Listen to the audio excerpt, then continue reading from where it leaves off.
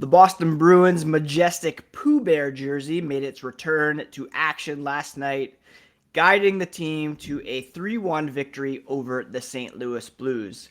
We're going to recap that game, update the Atlantic Division power rankings, and bring you the latest on the Mitchell Miller saga with some player reaction to the team parting ways with the young defenseman. Let's get into it, shall we?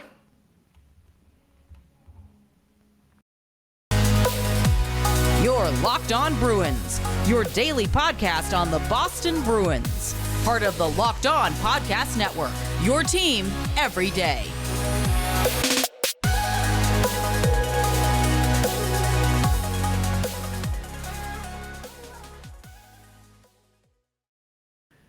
What's up, Bruins fans, and welcome back to the Locked On Boston Bruins podcast. I'm your host, Ian McLaren, and this is a daily show where we discuss all things Spoke to Be.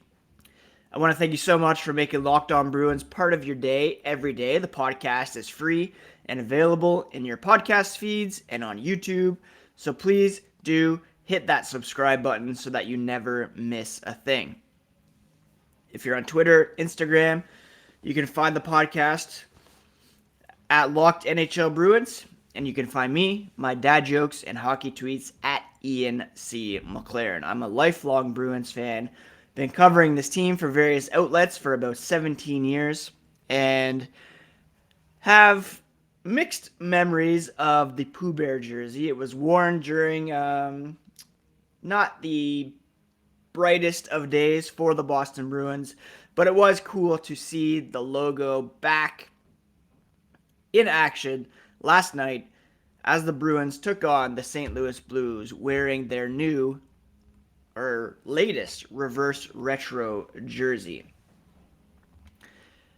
It was a great bounce back effort for the Boston Bruins after losing to the Toronto Maple Leafs on Saturday. They beat the Blues by a score of 3-1, improving their overall record to 11-2 and a perfect home record of 7-0-0. Their only two losses have come north of the border, actually, in Ottawa and Toronto.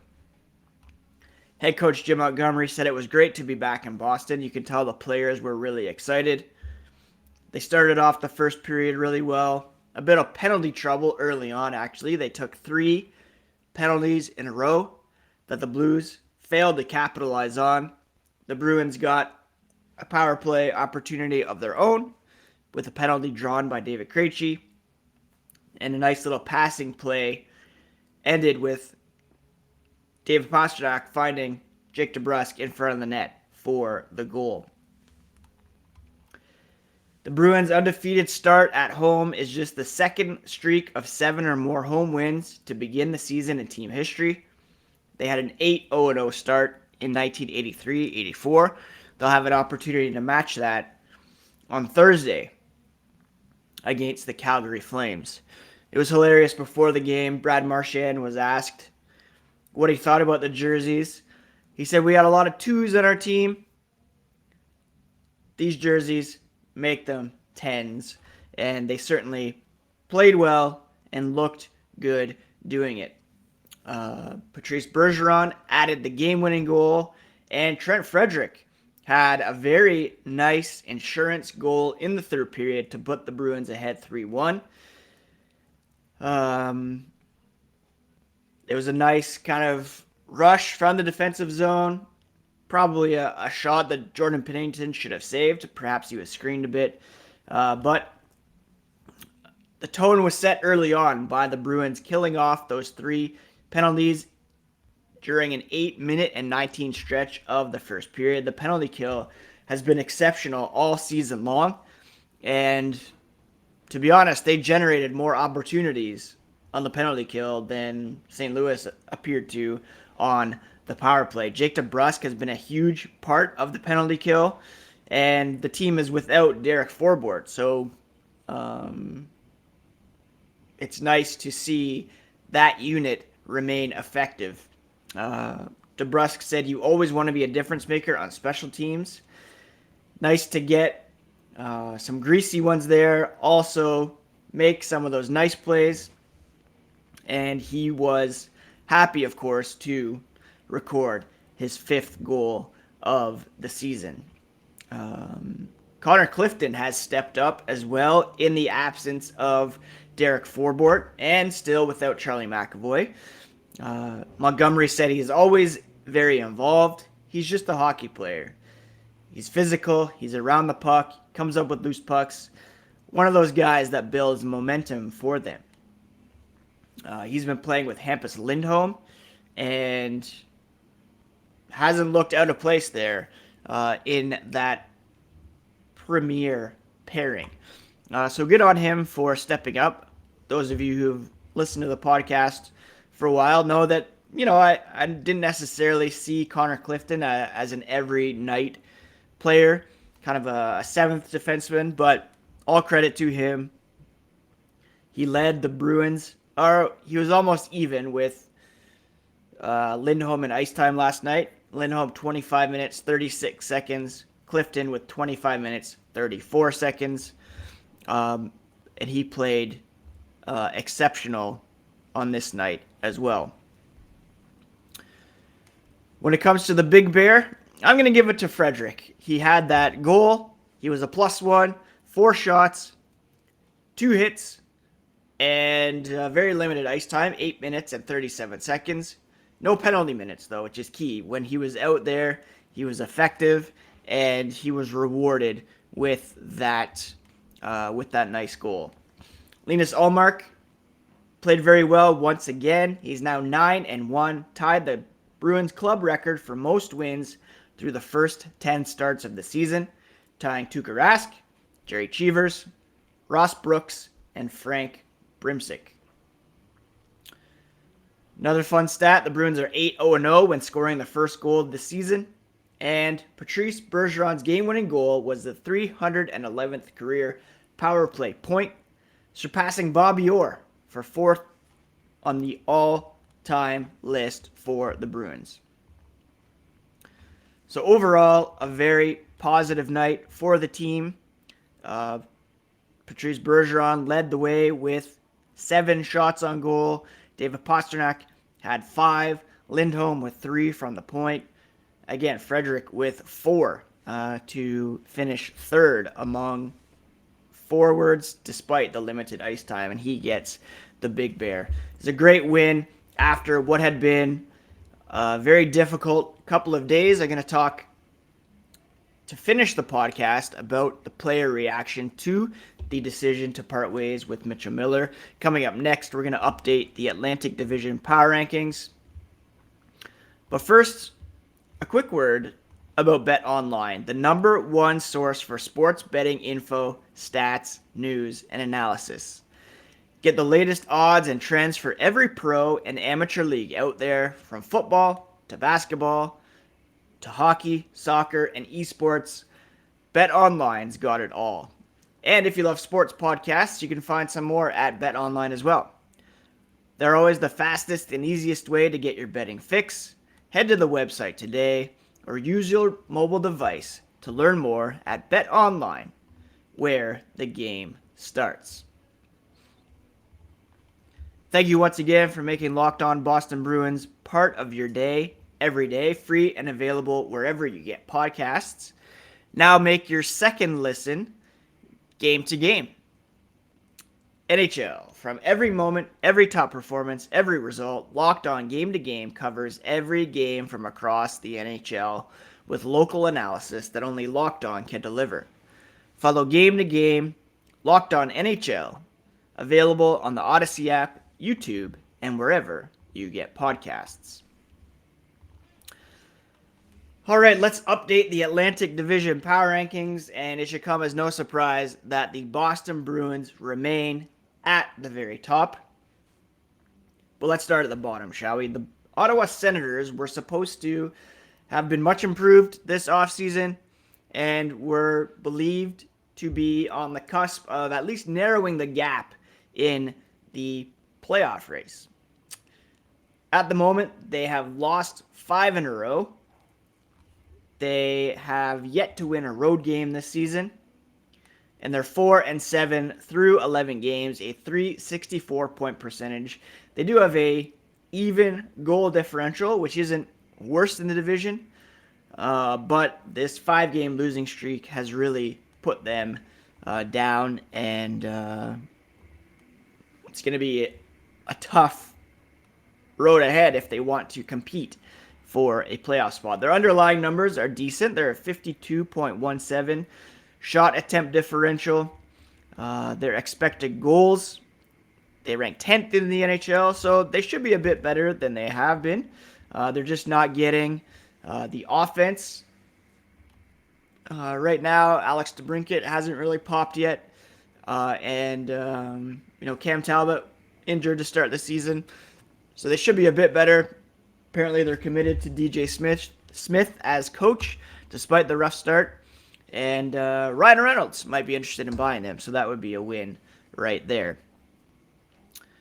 7th place, Montreal Canadiens. We expected them to be at or near the bottom of the division this season. They're 5-6-1 through 12 games, a .458 point percentage, a division low -6 goal differential. They're getting some sparks from the young kids, but their underlying numbers suggest it's still going to be a long season in Montreal as they continue their rebuilding process. But they do have a lot of young, good talent. Nick Suzuki, Cole Caulfield, Kirby Dach, Juraj Slafkovsky. So they should be good in a couple years, but still near or at the bottom of the division. In 6th place, I'm putting the Florida Panthers. Everybody from here on in is at 500 or above. The Panthers are 7-5-1 through 13 games for 15 points and a .577 point percentage. A +1 goal differential. We all know what the Panthers did last season. They ranked 3rd in the NHL in terms of shot attempt differential at 5-on-5. Expected goals, they rank 4th. So they should be a bit better than they have been moving forward. They lost Matthew Tkachuk to a suspension. Anthony Duclair still out of the lineup with an injury. Goaltending a bit up and down. But the Panthers, I would expect, would still be able to rise up into the top 4. Teams ahead of them include the Buffalo Sabres, who, after a really hot start, have cooled off a little bit. They've lost 2 in a row. They're 7-5 through 12 games, a .583 point percentage, +11 goal differential still, which is 2nd in the division. But things seem to be course correcting a little bit as the Sabres take some steps back. They're currently without leading scorer and Norris Trophy candidate Rasmus Dahlin, so that's certainly not going to help their cause. So that's the bottom 4 at the moment. Ottawa in 8th, Montreal 7th, Florida in 6th, Buffalo in 5th. Florida should be on the rise here as we move forward. Putting the Toronto Maple Leafs in 4th right now. They beat the Bruins, of course, on Saturday. But they're still 7-4-2 through 13 games. That's 7 wins, 6 losses, because overtime and shootout losses count as losses, despite picking up a point. So they have 16 points through 13 games, but they've still lost 6 games. They have a +3 goal differential, which is not great considering all of the offensive weapons that they have. Serious goaltending trouble there as both Matt Murray and Ilya Samsonov are out. Brad Marchand basically injuring Samsonov on his penalty shot goal on Saturday night. So the Maple Leafs, they'll have to withstand this absences in net with Eric Kallgren. They're playing the Vegas Golden Knights tonight, who are equal with the Bruins atop the NHL with an 11-2 record. And they're 2nd behind the Bruins, +19 goal differential. They've won 7 in a row. So arguably one of the best teams in the league. definitely the hottest because they have been unbeaten in 7. So that should be a fun game to watch tonight if you're looking for something to do with no Bruins on the schedule. Third place, always up there, the Tampa Bay Lightning. They're 7-4-1 through 12 games.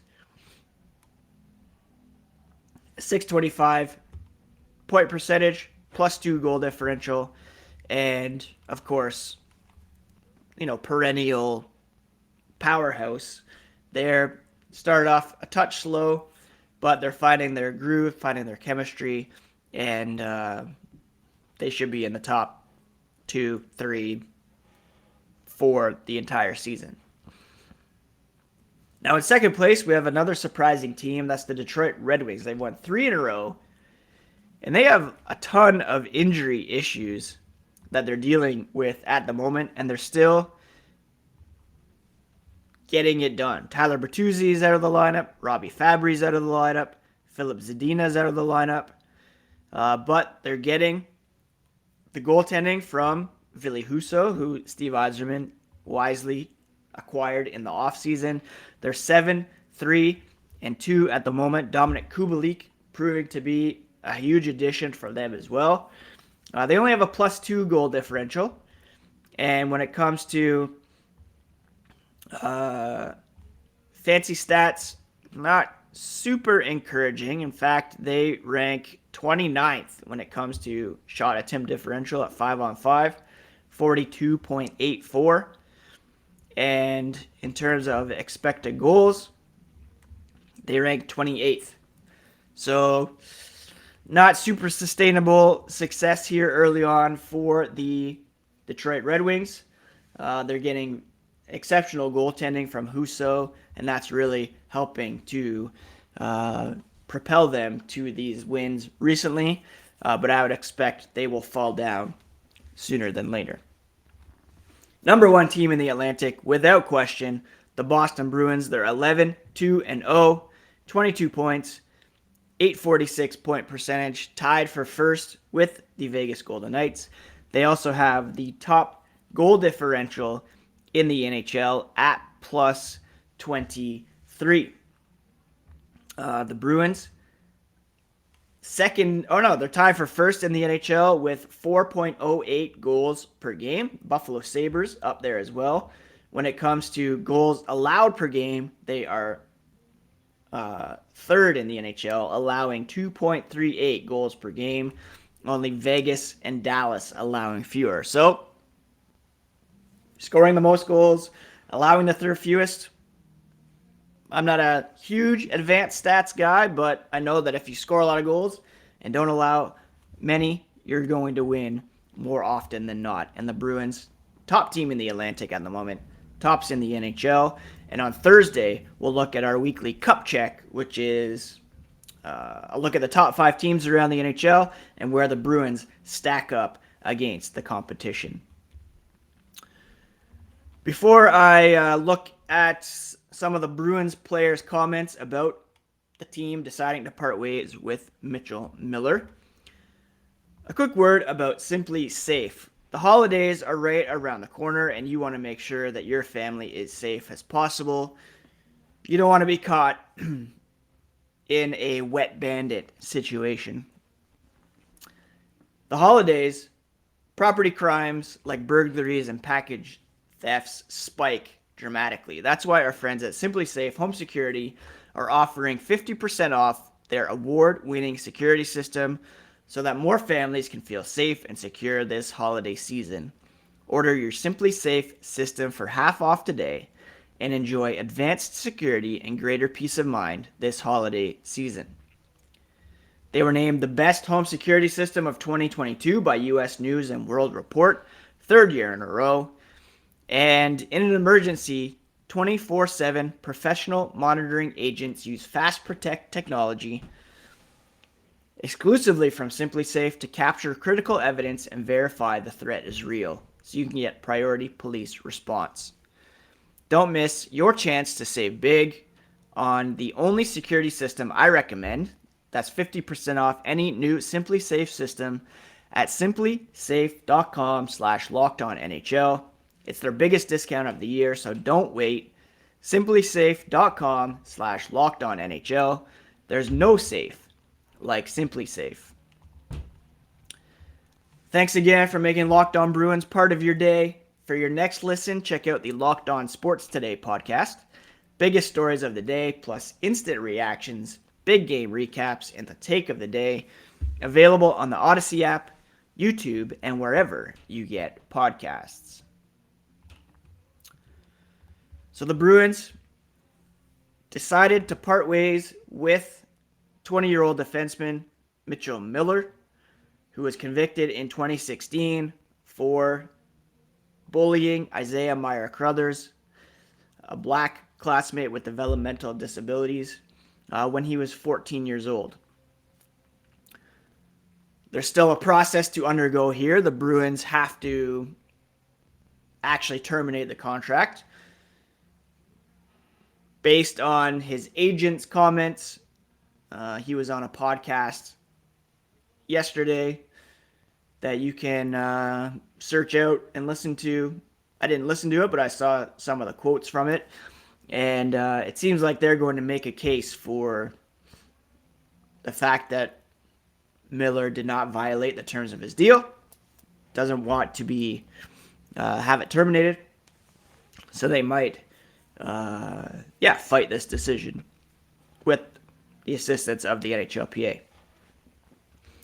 So that's a developing situation, as is any repercussions internally, as Cam Neely has said a couple times that he's going to really take a look at how this all happened. Keep in mind, he is team president and has the final say on all hockey and business decisions.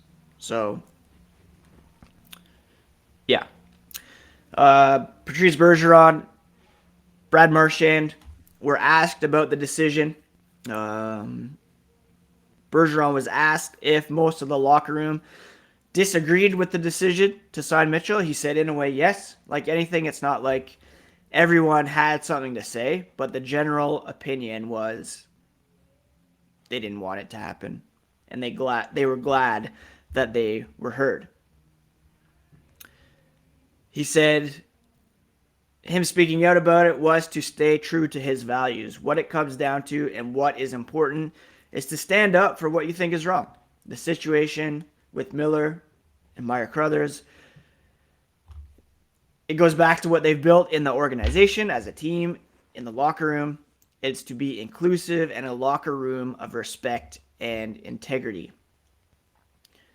Marchand said they appreciate and love the fan support, and the reason everyone is so upset is they're so passionate about the group. With the beliefs and the way that we handle the room, the type of people they want to have here, that bleeds throughout the organization and through the fans as well. That's why the fans are upset, because everyone expects to have good people in this room. That's something the Bruins, it's clear now, it's not a top-down thing.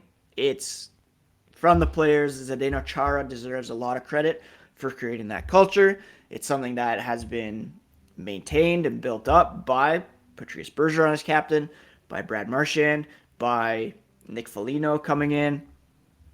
And the fans appreciate that. We recognize that. And if that's what they're going to say, we're going to uphold them to that. And the players, at least, came through by standing up for what they believe in. Bergeron said for them, nothing has changed as far as who they are as individuals, as a culture in the locker room, what the core values are. He said he understands the fans being upset. We hear you, and we feel like our values remain the same. Hilarious side bit from Ty Anderson on Twitter yesterday saying that the Bruins were playing Karma Police by Radiohead in the weight room. Don't know if that's in reference to Miller, to the front office, but there certainly was a disconnect between hockey operations and the hockey players. Someone came at me on Twitter yesterday saying, you should renounce your Bruins fandom. Well, I root for the players on the ice, and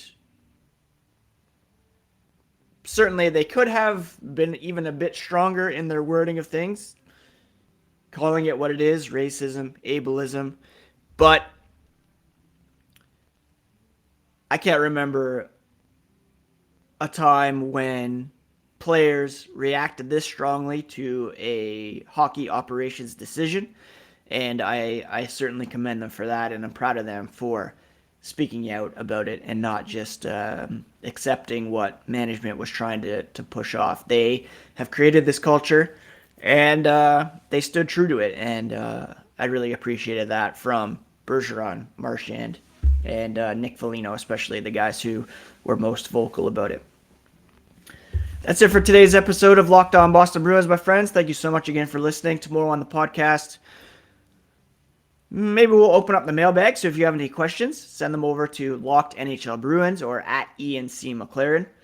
I might have some kicking around in the inbox that I can dig up, but please do send in some fresh questions. I know a lot of you, still very passionate about this team, wondering what's coming next, and try my best to answer your questions.